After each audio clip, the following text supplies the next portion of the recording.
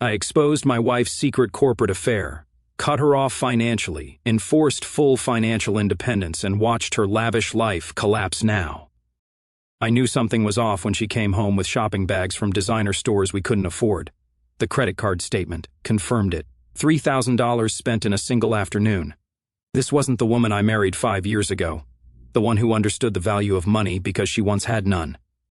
"We need to talk about these expenses," I said, placing the statement on the kitchen counter as she unpacked her new clothes. She didn't even look up.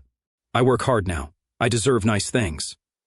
Her tone carried an edge I'd never heard before.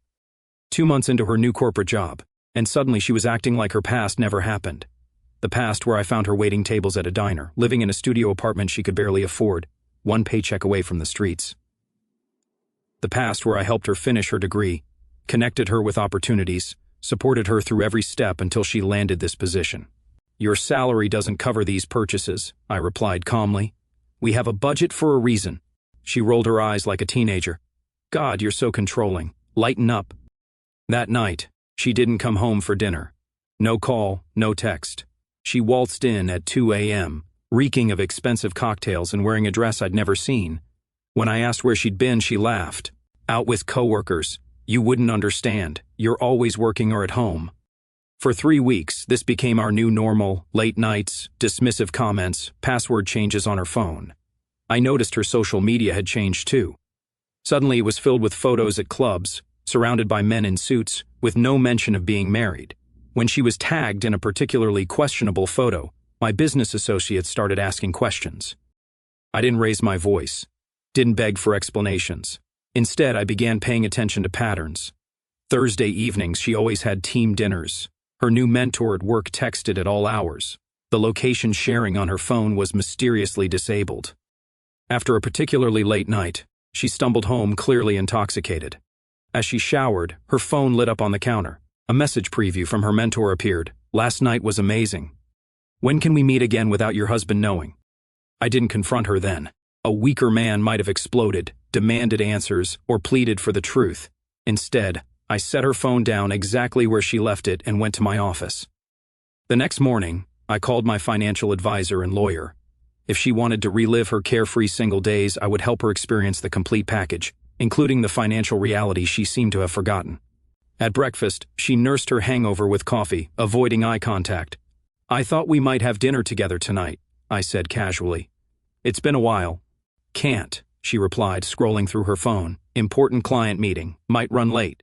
I nodded, sipping my coffee. "No problem. Enjoy your meeting." As she left for work in another new outfit, I didn't kiss her goodbye. Instead, I watched through the window as she checked her makeup in the car mirror, applied fresh lipstick, and drove away smiling. She had no idea what was coming. The next morning, I didn't go to work. Instead, I called my private investigator, an old college friend who owed me several favors. Within hours, he delivered a detailed report confirming what I already suspected. My wife wasn't just having late dinners. She'd been meeting the same man, her so-called mentor, at a hotel downtown every Thursday for the past month. There were photos, time-stamped check-ins, and credit card receipts for champagne room service charged to her new corporate card. The real surprise came when I learned about her social media activity. She'd created separate accounts I wasn't meant to find, where she presented herself as single, ambitious, and available. There were flirtatious exchanges with multiple colleagues, complaints about feeling trapped in her personal life, and late-night messages that would make anyone's blood boil. But I didn't boil. I calculated. When she returned home that evening, I was sitting in the living room reviewing documents. Not the investigator's report, but our financial records. "You're home early," she said, tension evident in her voice. "Busy day? Needed some quiet to review these?" I gestured to the papers. "Interesting news from work today." She shrugged, placing her designer bag on the counter. "Same old corporate politics. Nothing exciting." I nodded. "No interesting meetings with your mentor?" Her eyes flickered momentarily. "Just a quick lunch briefing at the Grand Hotel," she said. I asked casually, not looking up from my papers. The silence that followed was deafening. When I finally looked up, her face had drained of color. "What are you talking about?" Her voice trembled slightly. "Let's not waste time," I said, setting the papers down. "I know exactly where you've been and who you've been with." The only question is whether you'd like to have this conversation now or after I forward the evidence to your company's HR department." She exploded, transforming from deer in headlights to wounded aggressor in seconds. "You had me followed? Who do you think you are?" "A husband whose wife is cheating on him while spending money he earned," I replied evenly. "I earn my own money now," she shot back. "I don't need your permission or your control. This is exactly why I needed space. You treat me like property." I laughed, genuinely amused by her attempt to flip the narrative. "Is that what you tell yourself while booking hotel rooms on my credit card? That you're breaking free from control?" "It's not what you think," she backpedaled. "We're just colleagues." "Save it," I interrupted. "I've seen the messages." Desperation replaced defiance in her eyes. "Fine, it was a mistake. I was feeling neglected." I raised my hand, silencing her. "I'm not interested in excuses. I'm interested in actions and consequences." "What does that mean?" Worry crept into her voice. "It means things are going to change around here," I replied, standing up. "Starting tomorrow, you'll understand exactly what independence really costs." She followed me as I walked toward our bedroom. "So, that's it? You're not even going to try to work this out? After everything we've been through?" I turned, looking at her with cool detachment. "You mean after everything I helped you through? Your financial struggles, your career development, the education that I paid for? Funny how quickly you forgot all that once you had a taste of corporate life." "I didn't forget," she whispered, tears forming. "Classic manipulation tactic." "Good," I nodded, "because you're about to remember exactly what life was like before me. If independence is what you want, independence is what you'll get." I slept in the guest room that night. She knocked twice trying to talk, but I didn't answer. There would be no emotional confrontation, no begging for explanations, no chance for her to twist the situation. Instead, I spent the night making calls, changing passwords, and setting my plan in motion. By morning, I had reconfigured our entire financial structure. Her awakening to real consequences was about to begin. When she came downstairs the next morning, I was already at the kitchen table with coffee, laptop open, focused on my work. No anger, no resentment visible on my face, just calculated indifference. She approached cautiously, testing the waters. "Can we talk about last night?" "Nothing to discuss," I replied without looking up. "Your choices have been made clear." She sat across from me, still in her nightwear. "I made a mistake. It won't happen again." I closed my laptop and finally met her eyes. "You're right, it won't." Her relief was palpable, but premature. I slid an envelope across the table. "What's this?" she asked. "Your new financial reality," I answered. "I've removed you from our joint accounts, canceled your supplementary credit cards, and allocated a monthly budget based on what you actually contribute to this household." She opened the envelope with trembling hands, scanning the document inside. Color drained from her face. "This is barely enough to cover basic expenses," she protested. "Exactly," I nodded. "Your actual contribution to our finances. The rest came from me, the controlling husband you've been so eager to escape. But what about the mortgage, the utilities, my car payment?" "I'll continue covering the mortgage since the house is primarily in my name. As for the rest, welcome to independence. Your car payments are your responsibility now. Your shopping habits, your dinners out, your hotel rendezvous, all on your dime." She stood up indignant. "You can't do this." "I already have," I replied calmly. "The transfers were completed last night. Your access was removed this morning. Your salary will deposit into your new individual account on Friday. I suggest budgeting carefully." "This is financial abuse," she shouted. "I'll tell everyone what you're doing." I maintained perfect composure. "By all means, explain to your friends how your husband stopped funding your affair. I'm sure they'll be very sympathetic." Her face contorted with rage and panic. "I need that money for..." "For what?" I cut her off. "Designer clothes, hotel rooms, drinks with your mentor? I've calculated exactly what you need for necessary expenses. Anything beyond that was a privilege you enjoyed as my wife, a role you've clearly abandoned." She stormed around the kitchen, grabbing her phone. "I'm calling my lawyer." "With what money?" I asked with genuine curiosity. "But please go ahead. I've already consulted mine. They're quite interested in the evidence I've gathered."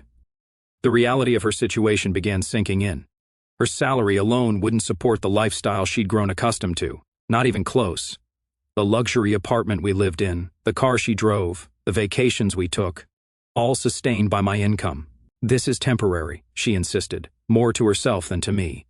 We'll work through this. There is no we anymore, I clarified. You wanted freedom from this controlling relationship. I'm simply helping you achieve that goal. Later that day, her first taste of consequences arrived. Her attempt to buy lunch with our joint credit card was declined. She called, furious. The card was declined in front of everyone. Use your corporate card, I suggested, or perhaps your mentor can cover it. Stop being petty, she hissed. I need access to our money. Our money? Interesting choice of words for someone who's been acting single. That evening, she returned home early for the first time in weeks. Her demeanor had shifted from outrage to calculating. She approached while I prepared dinner, sliding her arms around my waist. I've been thinking about what you said. You're right. I lost perspective. I gently removed her hands and continued chopping vegetables. Your perspective seems perfectly clear to me. Can't we move past this? She pressed. Everyone makes mistakes. I turned to face her. That's true. The difference is that most mistakes don't involve hotel rooms and champagne paid for with someone else's money. As reality continued settling in, her phone dinged with a notification. The luxury shopping app she frequented was alerting her to a payment decline. The awakening had officially begun. By the end of the week, her facade began cracking. The reality of living on just her salary hit harder than she expected. I watched with detached interest as she canceled her spa appointment, returned a dress she'd bought on her lunch break, and began bringing coffee from home instead of stopping at the expensive cafe. My phone buzzed constantly with her messages, alternating between angry accusations and desperate pleas. I responded minimally, if at all. This wasn't about punishing her. This was about consequences. I received an unexpected call from her mother, the same woman who had welcomed me into their family with open arms years ago, when I helped her daughter escape financial ruin. She tells me you've cut her off completely, her mother said, concern evident in her voice. Interesting perspective, I replied calmly. Did she mention why? Something about you being controlling with money. But that doesn't sound like you. Did she mention her hotel visits with her work mentor or the thousands she's been spending while lying about her whereabouts? The silence on the other end told me everything. I had no idea. I've simply stopped funding activities that dishonor our marriage. She earns her own salary. She's free to spend it however she chooses. After we hung up, I received a furious text from my wife. How dare you tell my mother about our private business? I didn't respond. Instead, I continued with the next phase of my plan. When she arrived home that evening, I was packing a suitcase. Are you leaving? She asked, panic creeping into her voice. No, I replied without looking up. These are your things. She rushed over, grabbing at the clothes I was methodically folding. What the hell do you think you're doing? Helping you experience the independence you clearly desire, I explained, continuing to pack. I've rented you an apartment and paid for the first month. After that, it's on you. You can't just throw me out, she shouted. I looked up, meeting her eyes. I'm not throwing you out. I'm setting you free. Isn't that what you wanted? The lease starts tomorrow. 1 bedroom, basic furnishings, similar to what you had when we met. I won't go, she declared, crossing her arms. Then I'll have these delivered there anyway, I shrugged. And change the locks here, your choice. Her phone rang, her mentor calling. She silenced it quickly, but not before I noticed. Shouldn't you get that? Perhaps he's offering accommodations, I suggested. Her expression confirmed my suspicions. He doesn't know about our situation. I nodded. You've been presenting yourself as a financially independent woman with access to resources you no longer have. Inconvenient. She sat on the edge of the bed, defeated. Why are you doing this? You made choices thinking there would be no consequences, I explained, zipping the suitcase closed. That stops now. That night, I received an email notification. She had attempted to transfer funds from our investment account, funds she no longer had access to. The desperation was escalating. The following day, while she was at work, I had her remaining belongings moved to the apartment I'd rented, a modest 1-bedroom in the same building where she'd lived when we first met. Symbolic perhaps, but effective. When she returned that evening to find most of her things gone, she finally broke down. Not the manipulative tears from before, but genuine realization. You really want me gone? She whispered. I want you to experience exactly what you've been chasing. Complete independence from the relationship you've taken for granted. She pulled out her phone, hands trembling. "I'll tell everyone what you're doing. Your colleagues, our friends." I nodded, unconcerned. "Before you do, check your email. I've sent you copies of the investigation report. Feel free to share those alongside your complaint." As she scrolled through the damning evidence, photos, text logs, hotel receipts, her righteous indignation collapsed. "The address of your new apartment is on the counter," I said, walking toward my home office. "I suggest you start packing what remains." Her world was contracting back to the reality she'd lived before, when every dollar mattered, when luxury was unattainable, when actions had immediate consequences. The awakening was now complete. A week passed. She moved to the apartment without further protest, taking only what belonged to her before our marriage. The silence between us was broken only by necessary logistical texts. No emotional pleas, no angry outbursts, just the cold reality of separation. I received an unexpected call from a colleague at her company. "I thought you should know," he said, clearly uncomfortable. "Your wife's mentor has been reassigned to another department. There are rumors about inappropriate relationships with subordinates." I thanked him for the information without revealing what I already knew. Corporate politics had their own way of delivering consequences. I maintained my routine: work, gym, social engagements. Friends noticed her absence but respected my privacy when I offered minimal explanations. I neither vilified her nor played the victim. My dignity remained intact.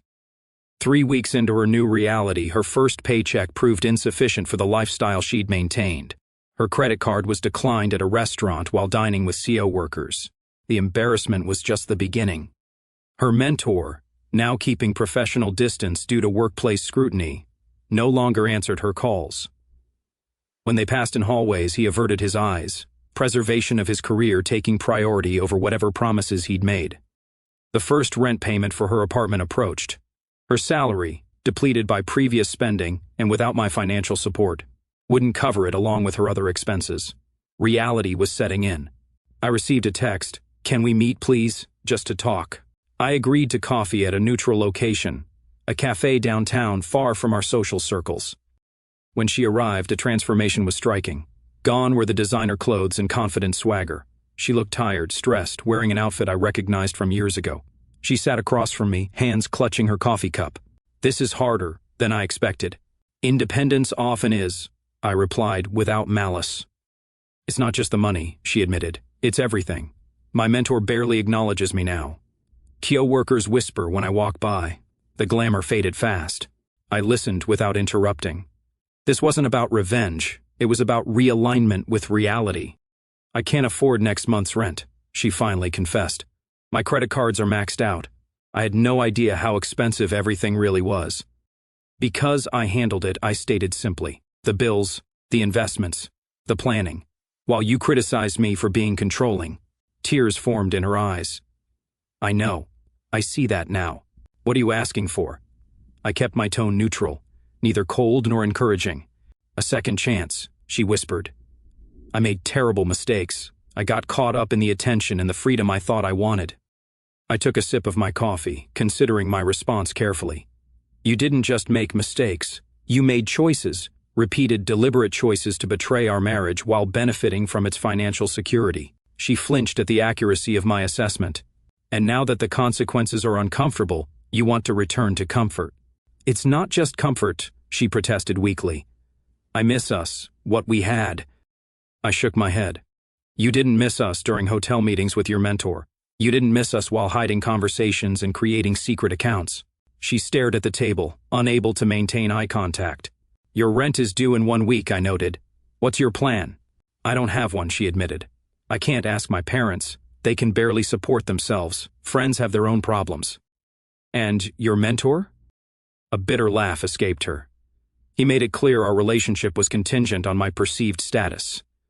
The moment rumors started, he disappeared." I nodded, unsurprised.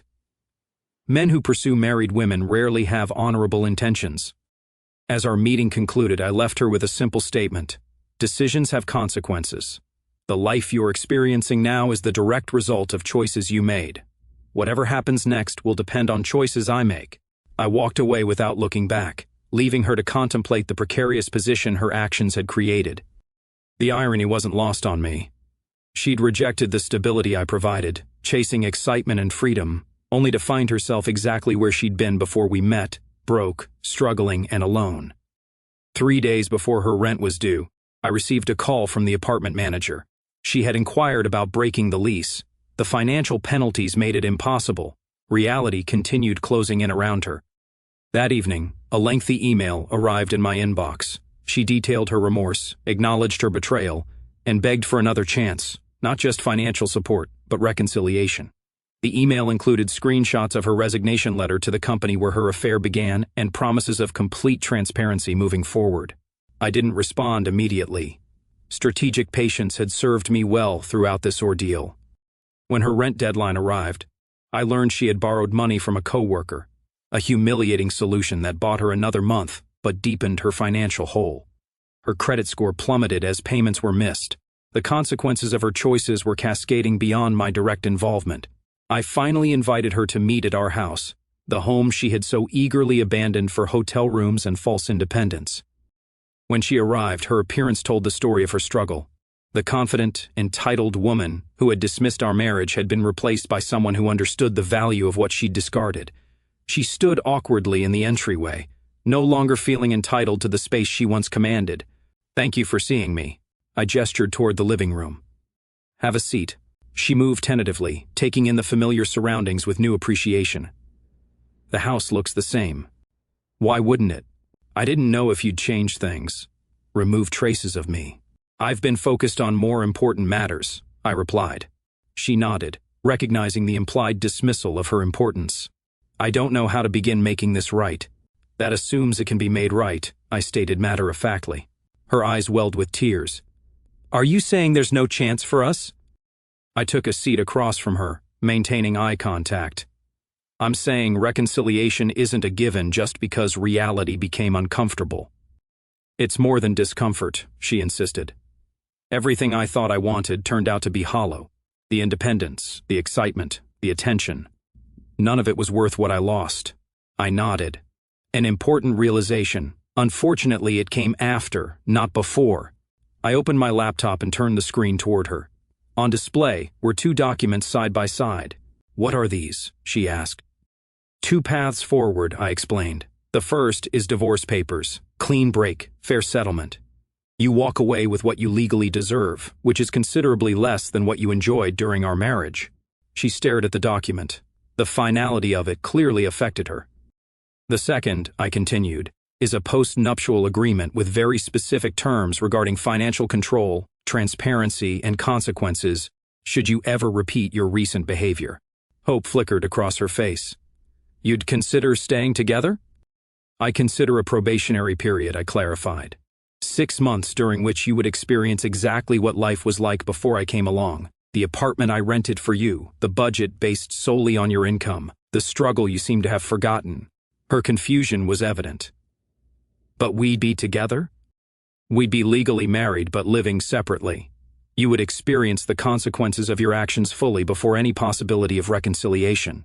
No financial support, no emotional cushioning, just the reality you created through your choices." She struggled to process this proposition. "And after 6 months?" "After 6 months, if you've honored every term of the agreement, we reassess. No guarantees." "That seems extremely harsh," she whispered. "Harsh?" I laughed without humor. "I offered you everything: financial security, emotional support, a partnership. You repaid that with lies, betrayal, and entitlement. Now you're experiencing the natural consequences of your actions, and you call it harsh." She had no response to this truth. "The apartment lease is paid through next month," I continued. "You have 30 days to decide which document you want to sign, divorce or probation with strict terms. During that time, I suggest reflecting on how quickly you forgot what life was like when every dollar mattered." As she left, visibly shaken by the reality of her options, I felt no satisfaction or vindication. This wasn't about punishment, it was about consequences and clarity. Whether she chose divorce or probation, one thing was certain: she would never again mistake my generosity for weakness or my support for obligation. She would never again forget the value of what she had so carelessly discarded. And I would never again invest in someone who saw my contribution as something to exploit rather than appreciate. Looking back on everything now, months after that final meeting, I feel strangely calm. Not triumphant, not bitter, just clear. People keep asking me if I'm angry, if I hate her, if I feel vindicated. The truth is simpler and more complicated at the same time. I feel free. For years, I confused providing with being valued. I thought that if I lifted every burden, paid every bill, opened every door, I would be indispensable. I told myself I was building a life together, but somewhere along the line I became the silent infrastructure she walked over without noticing. Love turned into a transaction I never agreed to. I gave everything, she took everything, and gratitude slowly evaporated. I didn't see it happening because I was too busy being the good husband, the reliable one, the one who fixed problems before they became crises. I mistook her comfort for happiness and my exhaustion for duty. Discovering the affair didn't break me the way I expected. The real fracture had happened long before the hotel receipts and secret accounts.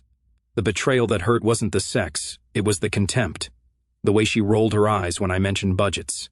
The way she rewrote our history to paint me as the controlling villain while spending money I earned to impress men who didn't care about her. That's what finally snapped something loose inside me. Not rage, but recognition. I had been loving someone who no longer existed, if she ever truly did. Cutting her off financially wasn't revenge in the beginning. It was surgery. I had to remove the part of our marriage that was infected with entitlement before it killed whatever respect I still had for myself. Watching her scramble, watching the designer masks fall away, was never pleasurable.